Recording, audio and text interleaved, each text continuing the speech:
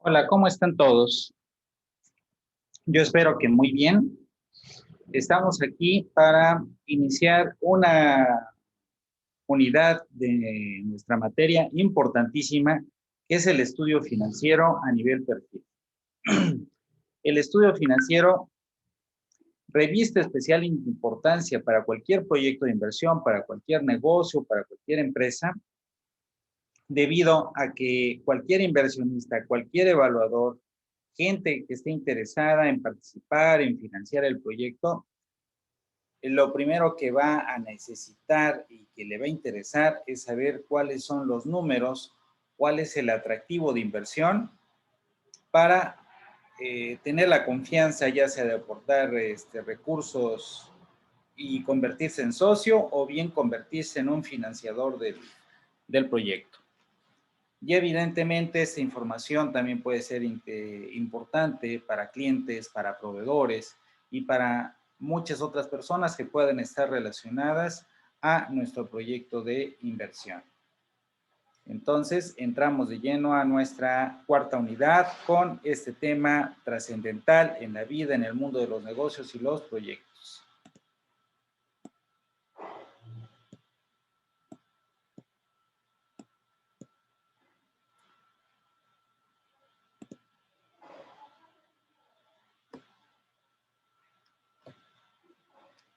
Bien, aquí vamos a nosotros a ver 4 subtemas importantísimos. Vamos a ver dentro del estudio financiero lo que es el presupuesto de capital.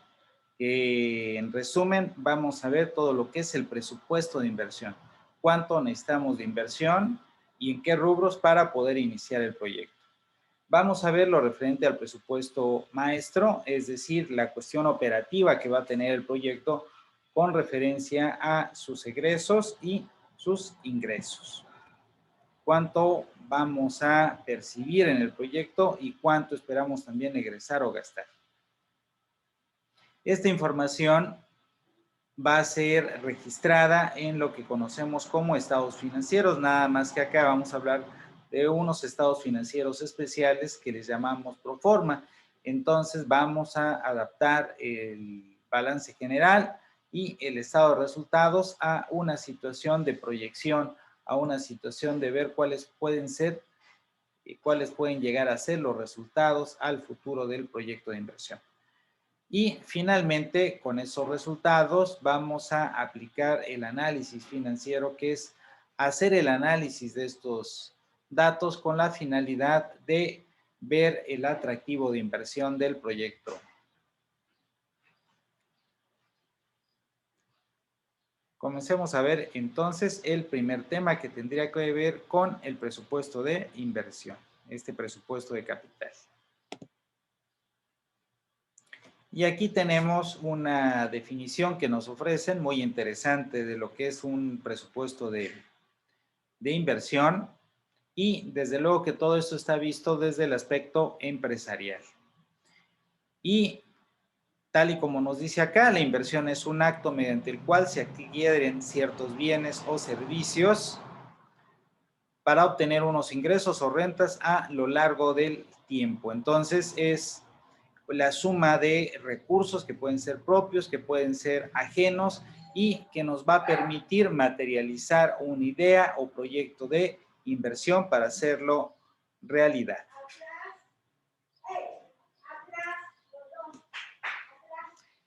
Para conformar un presupuesto de inversión, vamos a hacer la suma de 3 aspectos diferentes. Esos 3 aspectos diferentes es la inversión fija, la inversión diferida y el capital de trabajo. ¿Qué va a conformar la inversión fija de nuestro proyecto de inversión? La inversión fija va a estar dada por todos aquellos bienes que son tangibles y que además son duraderos. Aquí tenemos algunos ejemplos bastante claros, tales como lo que se refiere a el equipo de cómputo, al mobiliario, también entran herramientas, también entran los edificios, también entran los terrenos, también entra la maquinaria y equipo. Todo eso conforma lo que conocemos como inversión fija, que tal y como vimos en la definición, va a estar conformada por todos aquellos bienes que son tangibles, es decir, que se pueden tocar y que además son duraderos. Luego, entonces, si pensamos en la materia prima, si es algo tangible, pero no es algo duradero. Si pensamos en papelería, si es algo tangible, pero no son objetos que vayan a ser duraderos. Para considerarlos duraderos y que sean inversión fija, deben de permanecer en la empresa, en el área de producción, en el área de oficinas, un tiempo de 1 año o más. En segundo lugar, tenemos todo lo que se considera como inversión diferida. Y como inversión diferida, vamos a tener toda aquella inversión que se haga en la adquisición de derechos, en la conformación de obligaciones, pero que tienen una característica principal. Son inversiones que son intangibles. Si yo rento una casa, no me hago propietario de esa casa. Tengo simple y sencillamente el derecho de usarla. Entonces, el contrato y esas rentas que se pueden dar por anticipado, el pago del contrato de la renta, me está dando un derecho, no me está dando la propiedad de ese bien. De igual manera, muchos otros servicios que recibimos, como el servicio de una instalación eléctrica, de una instalación de gas, de una instalación de fontanería para el agua y otros servicios que pueda requerir el proyecto, pues estamos pagando el expertise, la experiencia, el conocimiento del experto que llega a hacernos la instalación, pero no nos apropiamos del trabajo de esa persona. Entonces, cuando lo que estamos pagando son servicios y son derechos, entonces estamos haciendo una inversión diferida. Cuando consideramos el capital de trabajo, ahí sí consideramos lo que son gastos operativos, sean estos tangibles o intangibles. Y cuando hablamos de gastos operativos, quiere decir que son gastos que se realizan en el corto plazo, es decir, no son gastos duraderos. Cuando una empresa adquiere materias primas para transformarlas, pues su objetivo no es mantener ahí durante mucho tiempo esas inversiones, sino que la finalidad es inmediatamente transformarla en productos terminados y poderlos vender. De igual manera, cuando se compra papelería, cuando se paga la renta de cada mes, no rentas anticipadas ni pago de contrato, la renta de cada mes. Son gastos constantes, son gastos continuos, el sueldo del personal.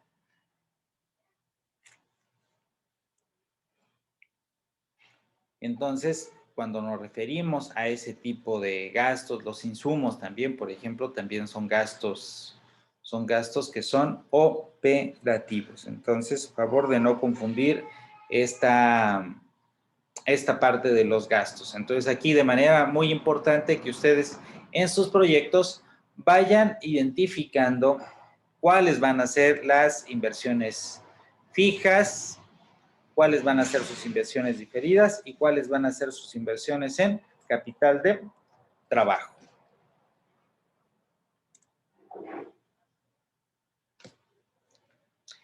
Después de que tenemos listo nuestro presupuesto de inversión, es decir, lo que vamos a necesitar para llevar a cabo el proyecto, si no podemos concretar esas inversiones, pues el proyecto no se va a poder llevar a cabo. Es decir, si no tenemos toda nuestra inversión fija, maquinarias, el espacio con los edificios, terrenos, maquinaria, equipo, herramientas, el pago de derechos, el pago de servicios la inversión en capital de trabajo para tener materias primas, insumos, pagar los sueldos, pagar rentas, etcétera, pues el proyecto no puede iniciar, no se puede llevar a cabo. Entonces, pues tendríamos una seria limitante para poder llevar a cabo el proyecto.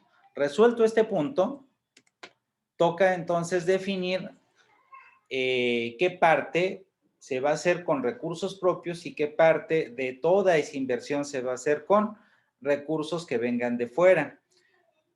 Como bien hemos dicho ahorita, hay dos formas de financiar el proyecto. Una es con recursos propios, que es con las aportaciones que realizan los mismos socios del proyecto. Es dinero que viene de quienes están conformando ese proyecto, de quienes tienen la ilusión de iniciar ese negocio y van a arriesgar su capital. Por eso se llama recursos propios. Por el contrario, los recursos ajenos va a ser el financiamiento externo que se le va a dar al proyecto. ¿Quiénes nos pueden dar ese financiamiento externo? Pues pueden ser bancos, puede ser el gobierno a través de los diferentes programas públicos que tiene. Puede ser dinero que venga de una fundación, puede ser crédito que nos den los proveedores, etcétera. Pero todos ellos son gente ajena al proyecto, entonces por eso le llamamos recursos ajenos, recursos externos. Algo muy importante, regresando al punto de los recursos propios.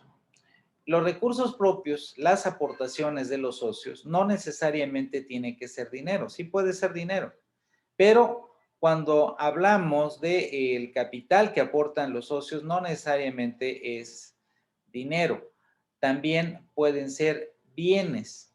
Por ejemplo, un socio puede tener un vehículo y ese vehículo que está aportando a la sociedad es una inversión propia que le está dando con un objeto material. Del mismo modo, si otro socio aporta un local para que ahí pueda funcionar la empresa, está haciendo una aportación de capital. Entonces, las aportaciones de capital hechas por los socios o recursos propios no necesariamente son dinero, pueden ser también en especie.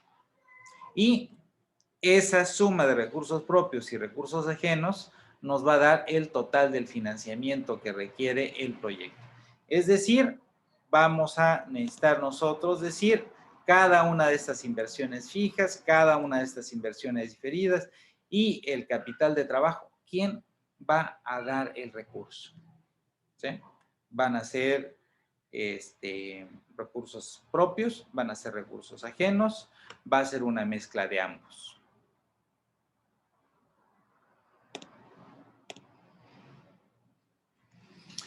Vámonos a el siguiente tema que tiene que ver con el presupuesto maestro. Y el presupuesto maestro va a estar conformado por otros dos presupuestos, que son el presupuesto de ingresos y el presupuesto de egresos.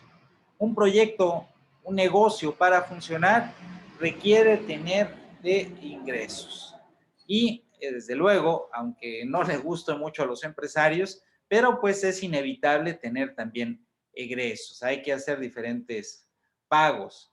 Entonces, los ingresos y los egresos nos va a dar toda esa proyección, tanto de entradas como de salidas financieras. Ahora bien, los ingresos van a ser principalmente provenientes de las ventas, aunque pueden haber también otros ingresos y de eso ahorita platicaremos. Los egresos va a ser toda la suma de las salidas financieras que por diferentes conceptos va a tener ese futuro proyecto. Veamos a continuación lo que es el presupuesto de ingresos, que como ya dijimos, va a estar dado por todas aquellas entradas financieras que va a tener el proyecto de inversión y que va a ser de diferentes tipos. ¿Cuáles son estos tipos de ingresos? El principal, ya lo dijimos, va a ser la venta de producto o productos que venda la empresa. Esa va a ser su principal fuente de ingresos. Pero las empresas también tienen ingresos por venta de activos, pueden tener también por donaciones, etc. Y aquí tenemos un ejemplo de un presupuesto de ingresos en la cual pues tenemos que los productos que se están vendiendo, y esos van a estar en la columna donde tenemos la descripción de los productos. Aquí tenemos que se está vendiendo café en 2 presentaciones y se detalla cada una de estas presentaciones. A continuación va la unidad de medida, que si va a ser en kilogramos, en litros, en piezas, en galones, etcétera, según el producto que estemos vendiendo. A continuación viene la columna de ventas en unidades, cuánto estamos vendiendo de cada producto. A continuación, el precio de cada uno de estos productos y la multiplicación de las ventas en unidades por el precio de venta nos va a dar la estimación de ingreso por cada producto. Y la suma de esas estimaciones de ingresos por cada producto nos va a dar el total del presupuesto de ingresos. Con lo vamos, es deseable también que cada producto tenga su propio código. Así lo hacen los negocios que tienen de forma más sofisticada una planeación y una división de los productos que ellos manejan.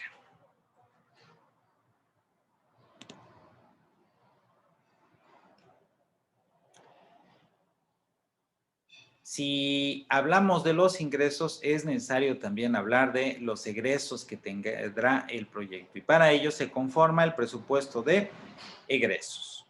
Y hay una clasificación recomendada por los expertos en la cual podemos dividir muy bien los diferentes egresos, esos gastos operativos que va a tener el proyecto. Y en primer lugar tenemos los costos y gastos de producción, que van a ser todos aquellos que se originen en el área de fábrica y o para la fabricación de los productos o servicios que va a generar la empresa. Entonces, para que le llamemos costos y gastos de producción, tienen que ser del área de producción, tales como la materia prima, los insumos, la mano de obra que trabaja en el área de producción. También hablamos de los gastos de administración, que que son todos aquellos que se van a generar en las áreas de oficina y se diferencia del área de producción porque estos gastos se van a originar para la administración del negocio, pero específicamente hablando del área de oficinas.